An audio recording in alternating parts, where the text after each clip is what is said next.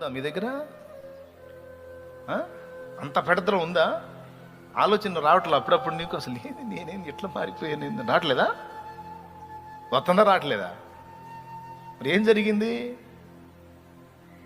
విరగ్గొట్టాడు.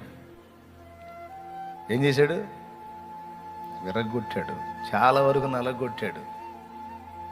నీ నోటిని కంట్రోల్ చేశాడు, నీ మెంటాలిటీని కంట్రోల్ చేశాడు, నీ తొందరపాటుని కంట్రోల్ చేశాడు. నీకు అర్థం కాల. వీటన్నిటినీ కంట్రోల్ చేయటానికి ఆయన వాడినటువంటి ఆయుధములే నీకు అర్థం కాకుండా సడన్గా వచ్చే నానా విధములైన శ్రమలు, సమస్యలు. ఎందుకు అంటే సమాధానం ఇది ఎన్నిసార్లు చెప్పానో మళ్ళా చెప్పాల్సి వస్తుంది. ఏం పర్వాలా, బతుకాలని చెబుతా మీకు. ఇది విషయం గుర్తు గ్రహింపులు ఉండాలి. అందుకే దేవుడు నిన్ను తన సొత్తుగా, తన స్వాస్థ్యముగా, తన సంబంధిగా ఎంపిక చేసుకున్నాడు గనుక